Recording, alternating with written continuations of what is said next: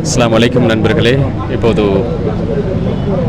கெலியோ பிரதேசத்தில் இருக்கின்ற முஸ்லிம் காங்கிரஸ் தலைவர் ரவுஃப் ஹக்கீம் அவர்கள் இப்போது களத்தில் இந்த நல்ல அனர்த்த நிவாரண உதவி திட்டங்களை ஒருங்கிணைத்துக் கொண்டிருக்கின்ற அந்த காட்சிகளை நாங்கள் இப்போது பார்த்து கொண்டிருக்கின்றோம். குறிப்பாக இந்த இடத்திலே இப்போது அக்கரைப்பற்று மாநகர சபையின் பிரதி மேயர், அதுபோல் அக்கரைப்பற்று மாநகர சபையின் ஆணையாளர் நௌஃபிஸ் அவர்கள், அதுபோல் அக்கரைப்பற்று மாநகர சபையின் உறுப்பினர்கள், அதுபோல் அக்கரைப்பற்று மாநகர சபை உறுப்பினர் எல் தவம் அவர்கள், மாநகர சபை உறுப்பினர் சஃபீஸ் அவர்கள், அதுபோல் ஏனைய உறுப்பினர்கள் இப்போது இருக்கின்றார்கள். இப்போது கெலியோயாக விலை குறிப்பாக கடந்த ஒரு சில நாட்களாக, கடந்த 3 நாட்களாக அக்கரைப்பற்று மாநகர சபையின் ஊழியர்கள் இருந்து கெலியோ விளைவிலே கெலியோ பிரதேசத்திலே குறிப்பாக துப்புரவாக்கல் பணிகள், அதுபோல பல்வேறு பணிகளை மேற்கொண்டு ஒரு சில ஊழியர்கள் விடைபெறுகின்ற தருணம். அதுபோல இன்னும் சில தொடர்ச்சியாக 3 நாட்களுக்கு இந்த களத்திலே இருக்கப் போகின்றார்கள். இப்போது ரவுஃப் ஹக்கீம் அவர்கள் இப்போது களத்திலிருந்து இந்த விடயங்களை ஒருங்கிணைத்துக் கொண்டிருக்கின்றார்கள். அதுபோல் அக்கரைப்பற்று மாநகர சபையின் ஆணையாளர் நௌஃபிஸ் அவர்களும் இப்போது களத்தில் இருக்கின்றார். பிரதி மேயர் ஒய்ஸ் அவர்கள், அதுபோல ஏனைய மாநகர சபை உறுப்பினர்கள் என்று பலர் இப்போது களத்தில் இருந்து இருக்கின்றார்கள்.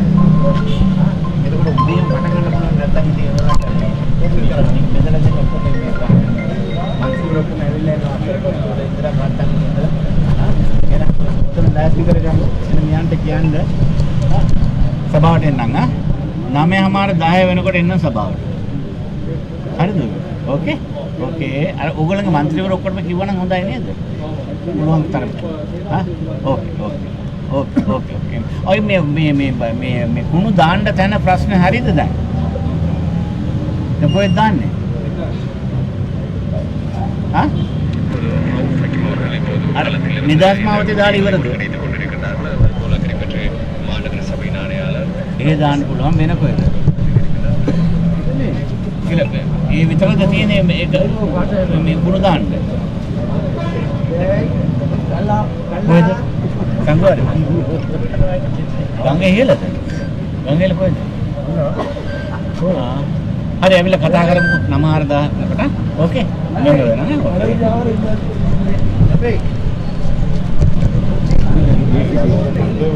இப்போது முஸ்லிம் காங்கிரஸுடைய தலைவர் முன்னாள் அமைச்சர் ரவுஃப் ஹக்கீம் அவர்கள் இந்த காலத்திலிருந்து வெள்ள நிலவரங்கள், அதுபோல அடுத்த கட்ட அனர்த்த நிலவரங்கள் தொடர்பான விடயங்களை இப்போது ஒருங்கிணைத்துக் கொண்டிருக்கின்ற இந்த வேளையிலே குறிப்பாக தேசிய காங்கிரஸுடைய தலைவர் முன்னாள் அமைச்சர் ஏலம் அத்தாவுல் அவர்களும் இந்த காலத்துக்கு வருகை தந்து குறிப்பாக அக்கரைப்பற்று மாநகர சபையின் அனைத்து வளங்களையும் இங்கே கொண்டு வந்து அதற்கான வேலை திட்டங்கள் இப்போது முன்னெடுக்கப்பட்டு கொண்டிருக்கின்றன. குறிப்பாக இந்த பகுதியில் இருக்கின்ற வியாபார நிறுவனங்கள், அதுபோல வீதிகள், அதுபோல வீடுகள் என்று தொடர்ச்சியாக களத்திலிருந்து இந்த வேலை திட்டங்களை எமது அக்கரைப்பற்று மாநகர சபை ஆளணியினர் இப்போது செய்து கொண்டிருக்கின்றார்கள். எனவே அந்த விடயத்திலே அந்த விடயங்களை ஒருங்கிணைப்பதிலே தலைவர் ரவுஃப் ஹக்கீம் அவர்களும் இப்போது களத்திலிருந்து கண்டி மாவட்டத்தில் இருக்கின்ற வெள்ள அனர்த்த நிலவரங்கள் தொடர்பான மேலதிக பல்வேறு விவரங்களை இப்போது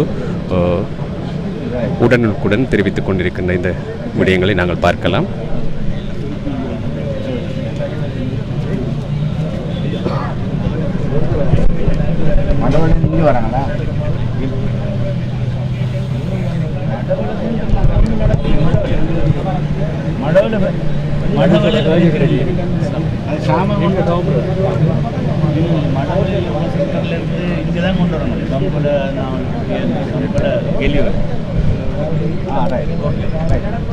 இப்போது அக்கரைப்பற்று மாநகர சபையின் ஆணையாளர் நௌஃபிஸ் சார் அவர்கள் இப்போது இருக்கின்றார்கள். அஸ்ஸலாமு அலைக்கும். வலைக்கும் அஸ்ஸலாம் வரஹ்மத்துல்லாஹி வபரகாத்துஹு. குறிப்பாக அக்கரைப்பற்று மாநகர சபை முன்னெடுத்திருக்கின்ற இந்த பணி ஒரு வரலாற்று பெருமிதமிக்க, வரலாற்றிலே மறந்துவிட முடியாத ஒரு பணி. மாவட்டம் தாண்டி அக்கரைப்பற்று மாநகர சபை அதன் வளங்களை விஸ்தரித்து தமது ஏழ்மையை காட்டியிருக்கிறது. இது தொடர்பாக ஒரு ஆணையாளர் என்ற அடிப்படையிலே உங்களுடைய கருத்துக்கள், குறிப்பாக கடந்த பல இடங்களிலே மூதூர், அதுபோல இப்போது கண்டி மாவட்டத்திலே உங்களது பணிகளை செய்து கொண்டிருக்கிறது, அது குறித்து சொல்லுங்கள். இந்த பிரதேசத்திலிருந்து எமக்கு கோரிக்கைக்கு அமைய இந்த பிரதேசத்தின் கம்பளை கௌரவ தவிசாளர் அவர்களும் உடத்தன்மையில் சபையின் தவிசாளர் அவர்களும் கேட்டுக்கொண்டதற்கு நாங்கள் இந்த ஏற்பாடுகளை செயற்பாடுகளை முன்னெடுத்திருந்தோம். அத்தோடு எமது கௌரவ மேயர் அவர்களுடன் ஸ்ரீலங்கா முஸ்லீம் காங்கிரஸின் தலைவர் ரவு ஹக்கீம் சார் அவர்கள் கேட்டுக்கொண்டதுக்கு அமையவும் இந்த ஏற்பாடுகளை நாங்கள் அக்கரைப்பற்று மாநகர சபையினூடாக ஒழுங்குபடுத்தி அதற்குரிய வாகனங்கள், உபகரணங்கள், மனித வளங்கள் அனைத்தையும் கொண்டு வந்து கௌரவ மேயர் அவர்களின் தலைமையில் கௌரவ மாநகர உறுப்பினர்கள் மற்றும் ஏனைய உத்தியோகத்தர்களுடன் இணைந்து இந்த வெள்ள சுத்திகரிப்பு பணிகளை நாங்கள் செய்து கொண்டிருக்கின்றோம். அதோடு இங்கே வந்து பார்க்கையிலே மிகவும் அத்தியாவசிய தேவைகள் இன்றி மக்கள் வருகின்ற கஷ்டங்களுக்கு எங்களால் இந்த உதவிகளை செய்ய கிடைத்தவையிட்டு நாங்கள் மிகவும் மகிழ்ச்சி அடைகின்றோம். எத்தனை ஆளணியினர், எத்தனை வாகனங்கள், அது பற்றி சொல்லலாம்? கிட்டத்தட்ட அக்கரைப்பற்று மாநகர சபையின்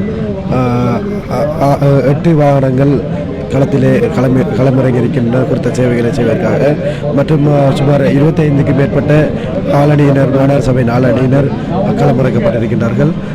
முற்றுமுழுதாக இரவு பகலாக இந்த வேலைகளை அவர்கள் செய்து கொண்டு மிகவும் அர்ப்பணிப்புடன் செய்து கொண்டு இருக்கின்றார்கள். நன்றி. ஒரு பெரும் பிரயத்தனமான ஒரு பணி இப்போது நடைபெற்றுக் கொண்டிருக்கிறது. இப்போது முஸ்லிம் காங்கிரஸ் தலைவர், முன்னாள் அமைச்சர், எங்களுடைய மரியாதைக்குரிய ரவு ஹக்கீம் சார் அவர்கள் இப்போது இருக்கின்றார்கள். அஸ்ஸலாமு அலைக்கும் சார். வலைக்கம் சலாம். வெள்ள அனர்த்தங்களுக்கு அப்பால் இப்போது அனர்த்த நிவாரண உதவி திட்டங்களை இப்போது ஒருங்கிணைத்துக் கொண்டிருக்கின்றீர்கள். தற்போதைய சூழலிலே கண்டி மாவட்டத்தின் நிலவரம், வெள்ள அனர்த்த நிலவரங்கள், வெள்ள அனர்த்தத்துக்கு பின்னரான மக்களின் இந்த வாழ்வாதார தேவைகள் எவ்வாறு இருக்கின்றன, அது குறித்து சொல்லுங்கள் சார். கண்டி மாவட்டம் இந்த அனர்த்தத்தினால் கூடுதலாக பாதிக்கப்பட்ட மாவட்டம் என்ற ஒரு நிலையில் உயிரிழப்புகளும் கூடுதலாக இடம்பெற்றிருக்கின்ற ஒரு பின்னணியில் இன்று உடைமை இழப்புகளின் மதிப்பீடு என்பது சரிவர கணிப்பிடப்பட முடியாத நிலையில் இன்றும் இருந்து கொண்டிருக்கிறது. இந்த பின்னணியில் அவசரமாக செய்ய வேண்டிய வேலை ஒன்றுக்காக இன்று அக்கரைப்பற்று மாநகர சபை, அதே நேரம் காத்தாங்குடி நகர சபை உட்பட உள்ளூராட்சி சபைகள் பலவற்றின் தவிசாளர்கள், குறிப்பாக அக்கரைப்பற்று மாநகர சபையின் மேயர், முன்னாள் அமைச்சர் அத்தாவுல்லா, அதேபோல் முன்னாள் அமைச்சரும் பாராளுமன்ற உறுப்பினருமாகிய ஹிஸ்புல்லா இருவரும் தலைமையில் ஒரு பாரிய கனரக இயந்திரங்களுடன் கூடிய எல்லா ஊழியர்களும், உள்ளூராட்சி சபை ஊழியர்களும் என்று ஒரு பெரிய படையணியாக இங்கு வந்து சேர்ந்திருக்கிறார்கள்.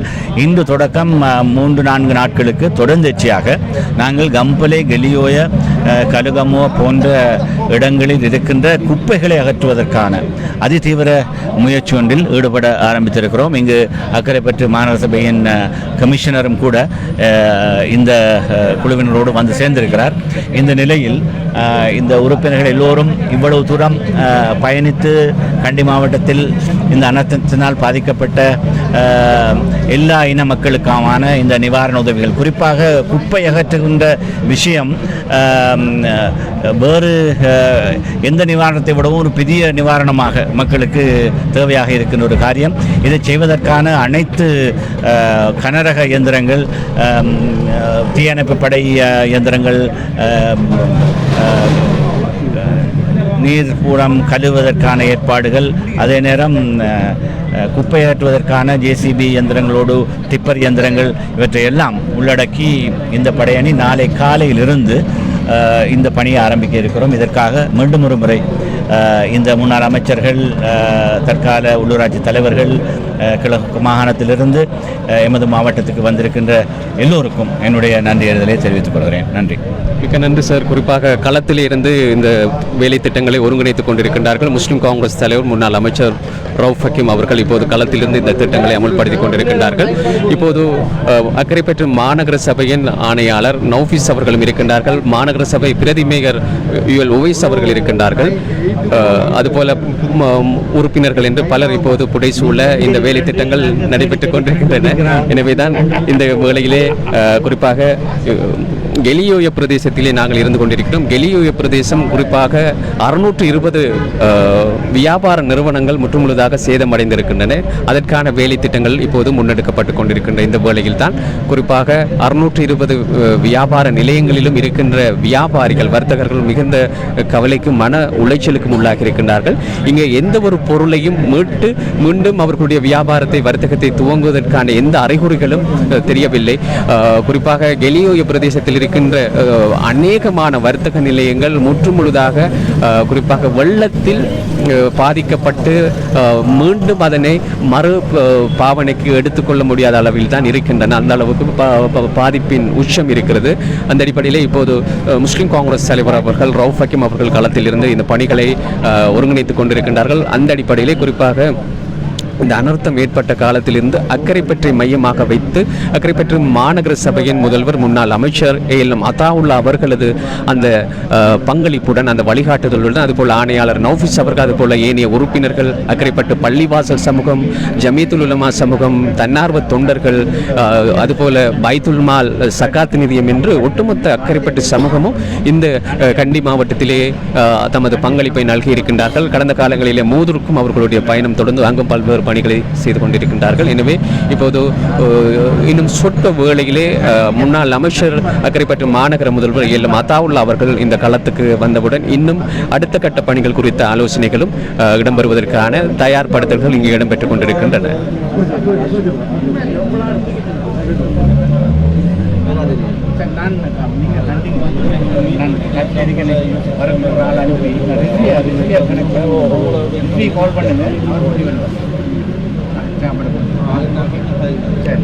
ஒர்க்கர்ஸிங்க எனக்கு காட்டப்படி கிடைக்கும்.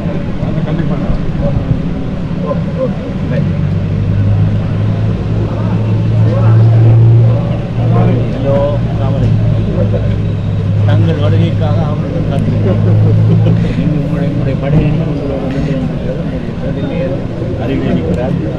கட்டி அணைத்து குறிப்பாக நண்பரின் வருகையை எதிர்பார்த்து காத்து கொண்டிருக்கின்றார். இருவரும் ஆத்மார்த்தமான நண்பர்கள், இரு துருவ கட்சிகள் என்றாலும் இருவரும் ஆத்மார்த்தமான நண்பர்கள். அவருடைய வருகைக்காக முஸ்லிம் காங்கிரஸ் தலைவர் இப்போது வழிமேல் வெளிவைத்து காத்து கொண்டிருக்கின்ற தருணங்கள். சரி, உண்மையிலேயே ஒரு ஆத்மார்த்தமான ஒரு முயற்சி என்று நாங்கள் பார்க்கின்றோம். அந்த அடிப்படையிலே குறிப்பாக இப்போது அக்கரைப்பற்று மாநகர சபையின் இந்த முயற்சியை பாராட்டி நாங்கள் இந்த அளவிலே விடைபெறுகின்றோம். மாநகர முதல்வர் ஏஎல்எம் அத்தாவுல்லா அவர்கள் வருகிறவுடன் இன்னும் பல தொகுப்புகளை இங்கிருந்து உங்களுக்காக வழங்கப் போகின்றோம்.